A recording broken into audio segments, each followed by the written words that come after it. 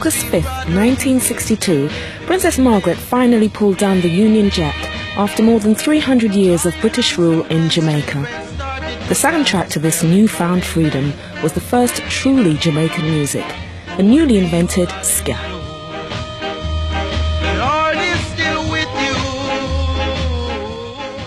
Because the time has come and we can have some fun, so take a run. You know, it was just a simple song and the people them jump to it and, you know, going around. And, whoa, whoa, whoa, we're independent, and, you know, flash them hand, and it was great. That was something to see and never can come back in Jamaica. We're independent. Independence came at that time when ska wasn't in speak. Yes. And so it was just jubilation all around. You understand? You know, with the acceptance that we were now a free country and ska in its peak, and everyone just went crazy for it. You couldn't go to a party before 62 we play ska. After that night, you had to play ska for the party to be successful. It was unbelievable. Everyone gravitated to it. This was something new, and I noticed something too. They had pride. When they looked at it, they said, "This is ours." It would have been nice to say, well, independence caused people to want their own music, but the music preceded independence. But it was a wonderful coincidence because independence gave it further drive. The music came first.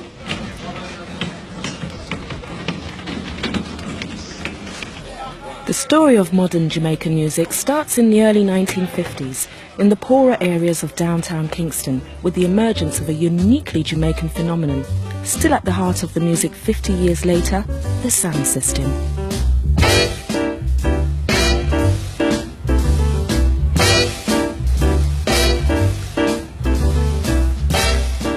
The sound system is essentially a street discotheque with speakers big enough to raise a family in. It's where poor Jamaicans have been coming to dance till they drop ever since they stopped listening to jazz bands in the now ruined clubs all over the island. You had sound system before recording. You have first it started, the Jamaica music started off with orchestra dance.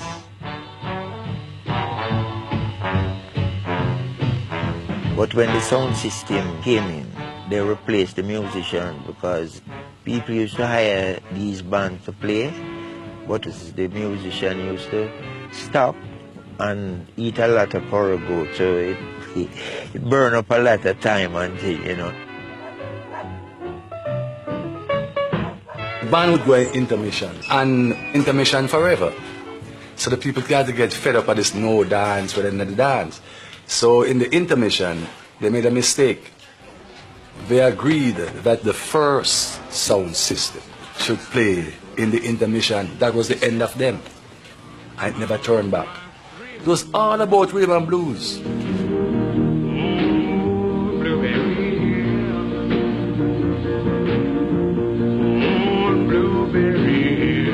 As the 1950s rolled on, the music of Fats Domino, Ray Charles and Louis Jordan was streaming into the island from Southern American radio stations just over 90 miles away.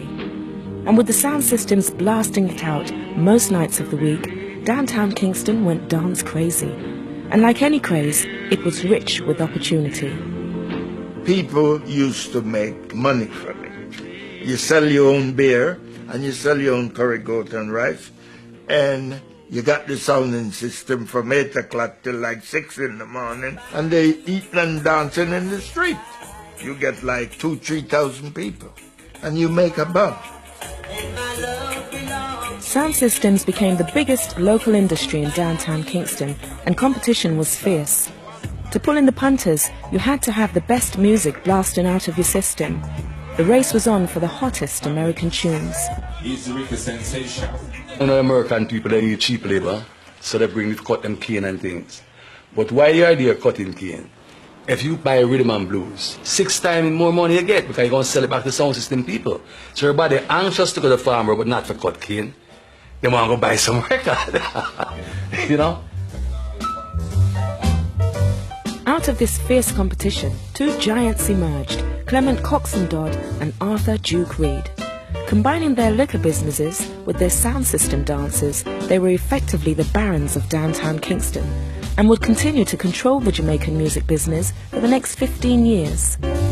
They could run the country those days because people, anywhere the sound string up, you have the crowd of people there before. They used to play in competition. It come in now like Joe Fraser and Holly. Duke Creed is the man who go on this dance and him go to the gate and him get everybody out of the gate money for coming on and dance, you know? And the people they believe all the cocks and dance and come on the Duke Creed. Sometimes them just take the money and go to the cocks and dance just the same, you know what I mean? So it's like that. So all of them used to be at war, you know? The sound system thing was. It's a traditional thing. You can't stop it. It come from way back, you know? Come on. Yes, suddenly rum is served to sophisticates because suddenly Jamaican rum has regained its place among the great drinks of the world. Duke Creed had a rum there when it don't sell in the stores. If you think rum strong, you ask about rude to your parents. When you show what you know what happening, guess. Show chasing it, what do you think happened? Smoke. The smoke, vapors thing, right? And that is what the brother might drink. Like they have cocaine now, that was for them cocaine. So after Duke Creed, give them 2 drinks of root to your parents and send them go cocks and dance. The dance done. People are jump fence to get out the fast.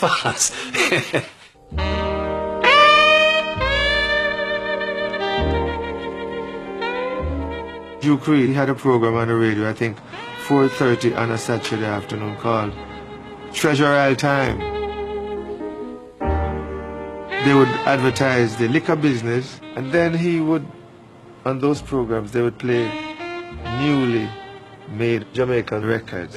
Decided to drink some more, but when I look at the clock, it was 3:45. To promote their sound systems, Reed and his competitors had turned to record producing by the end of the 50s, but not as we know it today.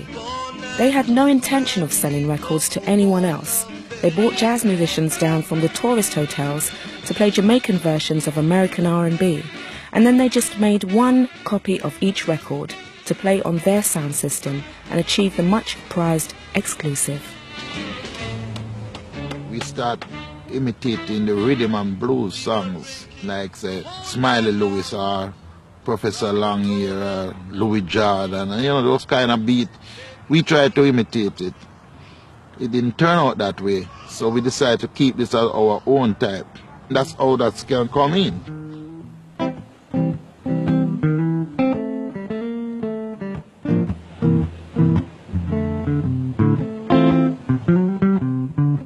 Styling like those was really rhythm and blues. What we did to this rhythm and blues is like you'll be doing 1, 2, 3, 4, 1, 2, 3, 4.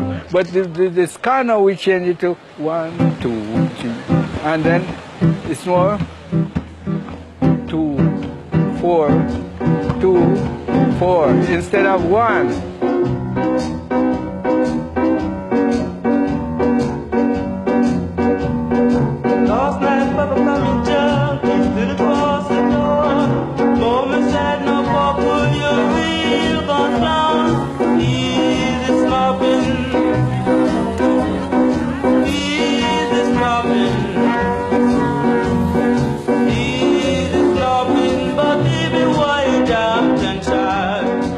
It is Jamaica's first musical revolution. And we call it ska.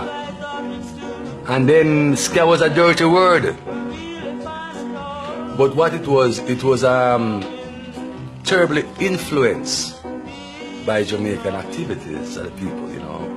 Culture Jamaica was pushed into it. And when the people took it on that fast, right, they just grabbed to it because it was them.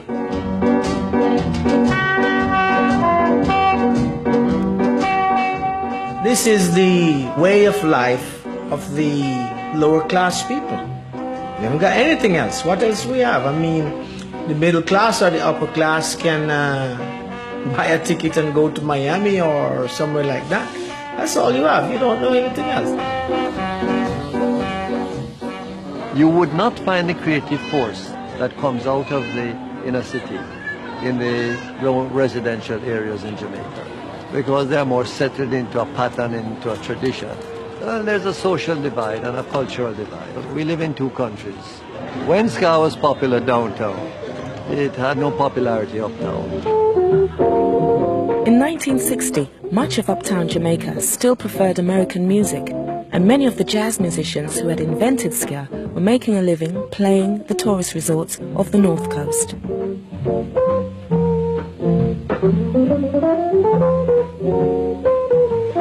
I used to have a serious type of class prejudice in those days, let's call it that way.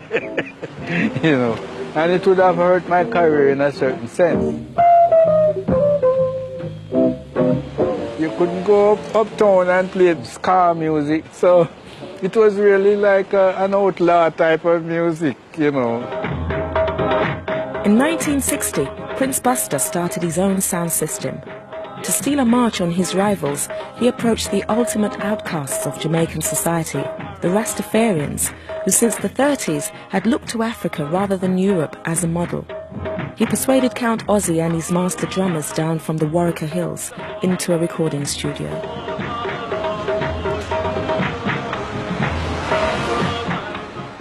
In those days, if you say it's a Rasta, all they have is black for, you know. And when I make Carolina, that give the Rasta, whole Rasta speak. Because now, them, it was not the music world, them could play upon sound system. And if you play upon sound system on the island, everybody go and hear you.